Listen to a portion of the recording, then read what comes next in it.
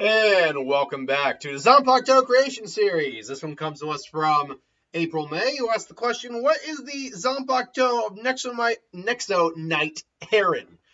Um, so, yeah, looking into this, there's really not much I can go off of for his personality or like who he is, apart from the fact he's an adventure and thrill seeker.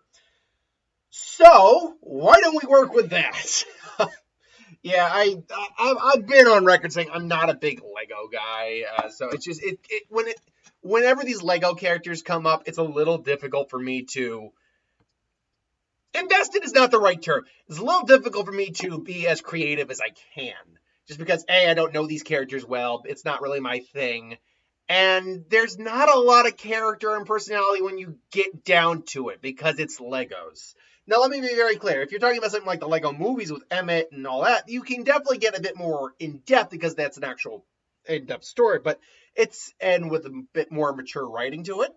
I'm not judging the Lego stuff, other Lego stuff. I'm just saying that these Lego series are not generally tailored to a wide, broad audience. They're tailored more to a younger demographic. That's not to say it can't have good writing. I've never personally watched a lot of that stuff, but generally speaking, that is my experience. Moving on. So, given the fact he's an adventure thrill seeker, a very brave and kind of straightforward, I liken him kind of to a Renji type. Not exactly. Like I'm blending kind of between like Ikaku and Renji, which will kind of be shown in his Zanpakuto. Um, so he has essentially a melee Kido-esque type Zanpakuto. Mostly a physical Zanpakuto with a Kido ability attached to it. It would still be a standard katana in its release, in its sealed form. Its release form would be Live on the Edge, Thrill Seeker, or hold on, Shiryu Shika. It would be Thrill Seeker, and translated roughly.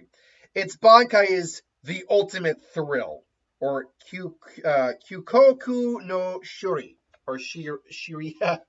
Shuriru. It's I like it the spirit of the Zanpakuto, kind of like a thrill seeker type Zanpakuto or Zanpakuto thrill seeker type. He might look kind of like a Captain Falcon, or maybe like not quite like a Evil Knievel with like a helmet or something like that, but someone who kind of looks like he's a little rough, kind of edgy, kind of very confident in himself type. Now, specifically now, what does this Zanpakuto look like? This would be like a weird hodgepodge of weapons, I think, because a thrill seeker type individual would be wanting all the experience he can. As a melee type, it's kind of like a combination of Ikaku's Hozukimaru, as it would have what would maybe like a halberd instead of just a spear tip, a bit of a bigger blade at the end.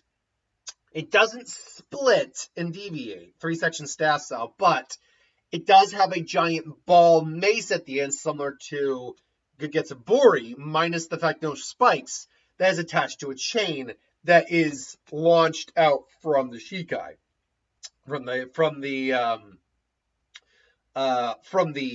staff handle, or spear handle, if you will. I mean, it's probably like a 6-foot long, staff, which then would have a 6-foot long ball and chain attached to it. So it would be a very versatile weapon because it can be used as a hammer, keeping the ball attached to the handle. It can be used obviously as a stabbing weapon, a spear, blade.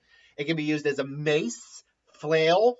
It has a lot of versatility to it. Plus, the actual Kido ability I can imagine it having would essentially be basically charging up either your blade or your ball chain with your spiritual energy to essentially create kind of a giant energy boom effect, a giant smash boom, and it's just almost like a shockwave with some burn to it. So that's what I think the basic Kido-esque ability of this is. Nothing amazing, kind of similar to like a Getsuga Tensho, but nothing all too impressive.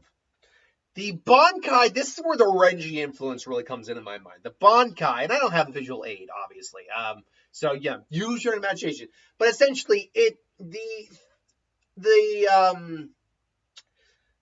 handle of the spear is replaced now with like a shoulder harness with the chain, with a giant chain going through like a loop on the back.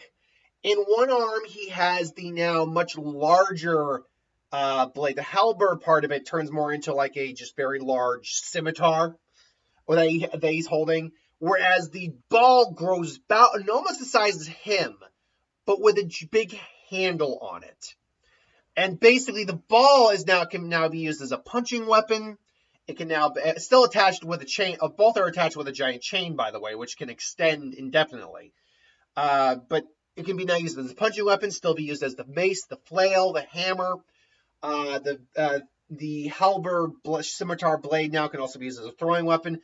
Beyond that, though, it has a more advanced version of its ability, because now the energy that you're imposing into the Zanpakuto, you're putting into the Zanpakuto, can be used to heighten think words here, damn it.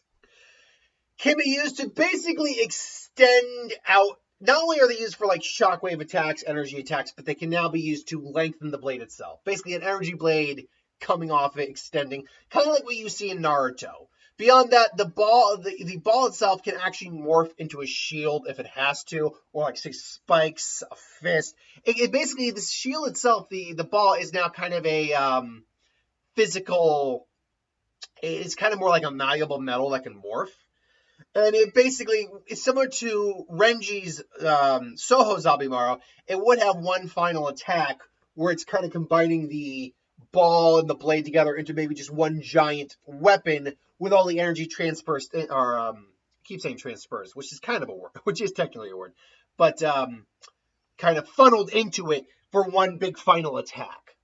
Now, the weaknesses on the Zanpakuto is it's Shikai specifically. It doesn't have a lot of range, and its Shikai wise can be very much overpowered by a stronger Ryatsu. Plus, it doesn't have. It's just not a. It's similar to Ikaku's, where it's not a very physically powerful Zanpakuto in terms of straight on combat. The hammer part's a bit stronger than the blade, but anyone with a solid melee type Zanpakuto like a Ichigo, Kenpachi is an extreme example, but like a Kenpachi, like a Renji even, could probably find a way to overpower this Zanpakuto in physical combat. Also, you still need to charge up your attacks, so there is a cooldown period and a wait period for like your energy-based attacks. With the Bankai, Renji's Bankai actually is pretty versatile. It has mid-range, not super long-range attacks, but mid-range attacks. It's a very strong melee-based ability, but only has one real Kido ability. This is kind of a stronger version, but not at the same time, because it is sometimes simplicity is better. Either way, though, it could be easily overpowered. It could be overpowered with higher Ryatsu. It is versatile though in its defense. It has no it has no great strength over, like, say, elementals types, but it still could hold its own very well. Either way, though, that's my thoughts on this character, Zanpakuto. Do you like it? Do you hate it? Let me know. Until then, thanks for watching, and I'll see you next time.